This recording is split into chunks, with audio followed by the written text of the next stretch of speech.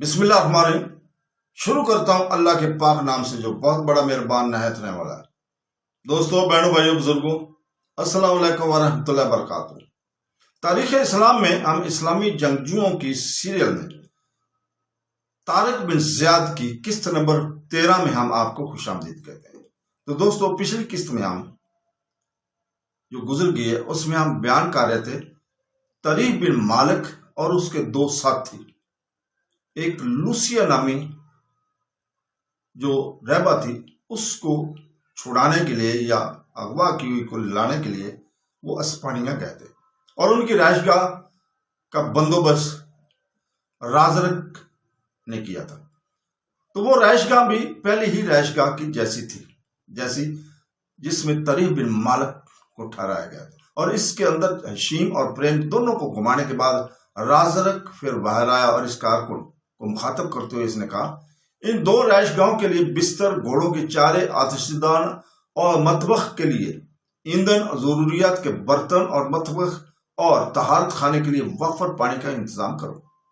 اس کے بعد رازرک نے طریق بن مالک کو مخاطب کرتے ہوئے کہا، اے ابن مالک، ان رہائش گاہوں کے اندر خوراک کے دو طرح کے انتظام، ایک طریقہ کار یہ ہے کہ کھانے کی اشیاء ہر رہائش گاہ میں مہیا کر دی جاتی ہیں اور لوگ خود پکا کر کھاتے پیتے ہیں، اور دوسرا طریقہ کار یہ ہے کہ اس میدان کے کارکن کھانا خود تیار کرتے ہیں اور پھر لوگوں میں کھانے کے موقع پر بانٹ دیتے ہیں۔ اے ابن مالک، تم کون سا طریقہ پسند کرو گے؟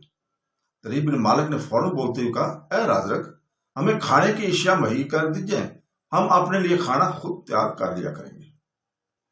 اس پر رازرک نے پھر اس کارکن کو مخاطب کرتے ہوئے کہا، تم جاؤ اور ان دونوں رہائش گاہوں کے لیے سارے انتظام کرو۔ جب وہ کارکن وہاں سے چلا گیا تو رازرک نے پھر طریق بن مالک کی طرف دیکھتے ہوئے کہا، اب تم تینوں اپنے اپنے رہائش گاہوں میں آرام کرو، دیکھو شام ہونے والی ہے، یہاں اب سرما کا موسم شروع ہو چکا ہے اور شام کے وقت سردی کافی بڑھ جاتی ہے۔ ابھی تھوڑی دیر میں جو کارکن یہاں سے گیا ہے تمہارے لیے ساری چیزوں کا انتظام کر دے گا۔ میں اب چلتا ہوں، تم تینوں کے پاس آتا جاتا رہوں گا، اور ہاں، میری یہ بات بھی یاد رکھو کہ اس میدان کے اندر ہر ماہ جو مقابلے شروع ہوتے ہیں، ان مقابلوں میں ابھی 10 دن باقی ہیں، اور ان 10 دنوں کے اندر تم اس مقابلے کے لیے بہترین تیاریاں کر سکتے ہو۔ اب میں جاتا ہوں، تم تینوں آرام کرو۔ اس کے ساتھ ہی رازرک نے ان تینوں کے ساتھ بڑی باری مصافحہ کیا اور وہ وہاں سے چلا گیا۔ رازرک کے وہاں سے چلے جانے کے بعد طریق بن مالک نے اپنے دونوں ساتھیوں حشیم اور پریم کو مخاطب کرتے ہوئے کہا، تم دونوں اپنے گھوڑوں کو اپنی رہائش گاہوں میں باندھو اور ان کی زینے اور زین سے بندھا ہوا سامان اتار کر کمرے نمبر رکھو، پھر میری طرف آؤ، اتنی دیر تک میں بھی اپنے گھوڑے کو اندر باندھتا ہوں، پھر یہ میری رہائش گاہ میں یہ تینوں مل کر بیٹھتے ہیں۔ طریق بن مالک کے کہنے پر حشیم اور پریم دونوں اپنے گھوڑوں کو پکڑ کر اپنی رہائش گاہ کے اندر لے جانے لگے۔ یکایک وہ اپنی جگہ رک گئے، اس لیے کہ انہوں نے دیکھا موت کے اس میدان کے کچھ کارکن ہاتھ سے کھینچے جانے والے کچھ ٹھیلوں کو کھینچتے ہوئے ان کے قریب آ رہے تھے۔ وہ ٹھیلے تعداد میں 3 تھے اور ان کے اندر لکڑی کے بڑے بڑے ڈولوں کے اندر پانی بھرا ہوا تھا۔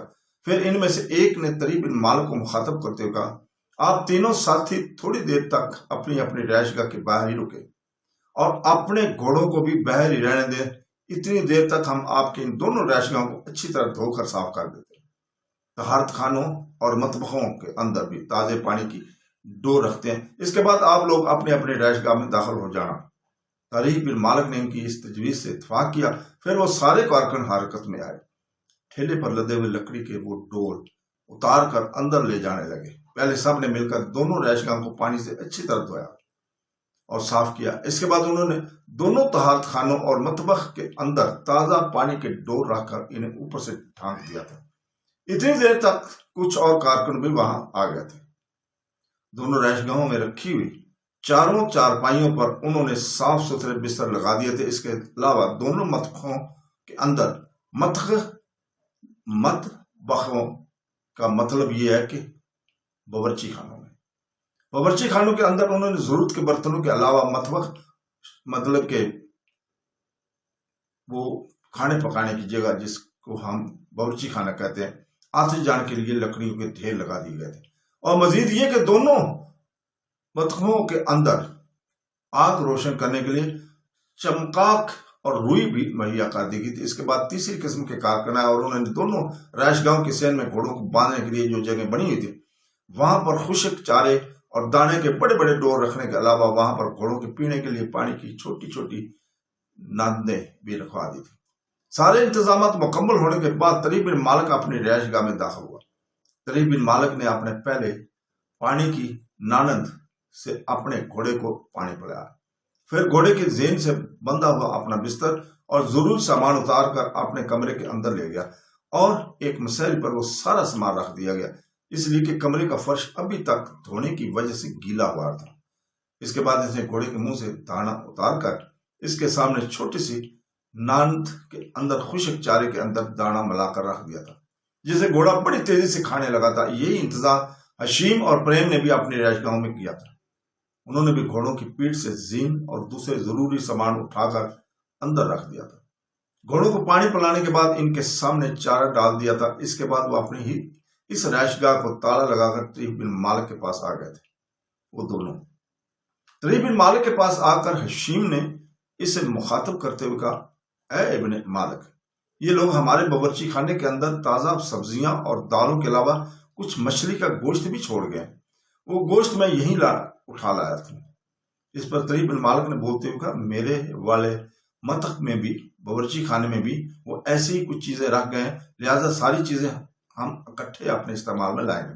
اس پر حشیم نے پھر بولتے ہوئے کہا، میں کھانے کا عمدہ انتظام کر سکتا ہوں، لہٰذا میں اس باورچی خانے میں گوشت کے دونوں حصوں کو ملا کر پکاتا ہوں، اس کے بعد میں روٹیاں تیار کرتا ہوں۔ اتنی دیر تک پریم اس رہائش گاہ کے آتش دان میں آگ جلاتا ہے تاکہ کھانا تیار ہونے کے بعد آتش دان کے پاس ہی بیٹھ کر ہم کھانا کھا سکیں۔ جب تک ہمارا یہاں قیام ہے کھانے کا انتظام میرے ذمہ ہوا کرے گا، جبکہ آتش دان میں آگ روشن کرنا پریم کے فرائض میں شامل ہوگا۔ اس کے ساتھ ہی حشیم مت باورچی خانے میں گھس کر اپنے کام میں لگ گیا تھا، جبکہ پریم کمرے میں داخل ہوا اور آتش دان کے اندر آگ روشن کرنے لگا تھا۔ حشیم مت باورچی خانے کے اندر جلدی جلدی کھانا تیار کرنے لگا تھا، جبکہ پریم نے آتش دان کے اندر آگ روشن کر دی تھی، اور وہ لکڑی اور چمڑے کی بنی ہوئی نشستوں پر طریق بن مالک اور پریم بیٹھ کر اپنے آپ کو گرم کرنے لگے تھے۔ کچھ دیر میں جب کھانا تیار ہو گیا تو حشیم اور پریم دونوں نے مل کر کھانے کے برتن لگا دیے۔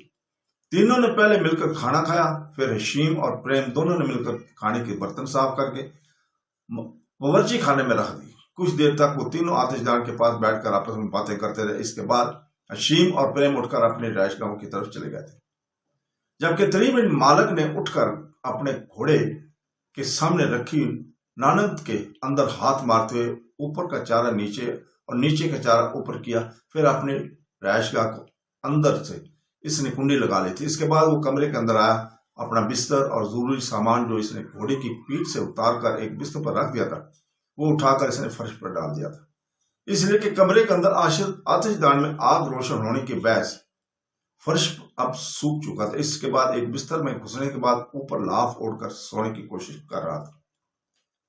یوں اسپانیہ کے مرکزی شہر ٹولوڈو میں موت کے اس میدان کی رہائش گاہوں میں رہتے ہوئے دن گزرتے رہے۔ اسپانیہ کے بادشاہ اتیشا کا سردار رازرک تقریباً ہر روز طریق بن مالک سے ملنے کے لیے آتا۔ جس روز موت کے اس میدان میں تیغ زنی کے مقابلے ہونے تھے، اس روز صبح رازرک طریق بن مالک کی رہائش گاہ میں داخل ہوا۔ اس وقت تک طریق بن مالک فجر کی نماز ادا کرنے کے بعد صبح کے کھانے سے بھی فارغ ہو چکا تھا۔ رازرک نے طریق بن مالک کے ساتھ آتش دان کے سامنے رکھی ہوئی لکڑی اور چمڑے کی بنی ہوئی نشستوں پر بیٹھتے ہوئے طریق بن مالک کو مخاطب کرتے ہوئے کہا، اے ابن مالک، وہ دن آ پہنچا ہے جس کا مجھے شدت سے انتظار تھا۔ آج مہینے کا وہ دن ہے کہ آج موت کے اس میدان میں تیغ زنی کے مقابلے ہونے ہیں۔ تھوڑی دیر تک ٹولیڈو اور اس کے آس پاس کے شہروں اور قصبوں کے لوگ موت کے اس میدان میں جمع ہونا شروع ہو جائیں گے۔ اس کے بعد اس میدان میں اسپانیہ کا بادشاہ اتیشا، اس کے بیٹے، اس کی بیوی اور اس کی بیٹی بھی اس میدان کے اندر آن بیٹھے ہیں اور اتیشا مقابلہ شروع کرنے کا حکم دے گا۔ اس کے بعد اس میدان کے اندر موت کا کھیل اور خون کی ہولی کھیلی جائے گی۔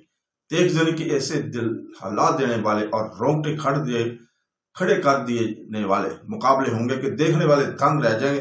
اے ابن مالک، اب تم بھی اپنی تیاری کرو، تھوڑی دیر تک تم بھی میرے ساتھ اس میدان میں اترو گے اور یہاں کے بہترین تیغ زنوں کے ساتھ مقابلہ کر کے اپنے تجربے اور اپنی تیغ زنی کا مظاہرہ کرو گے۔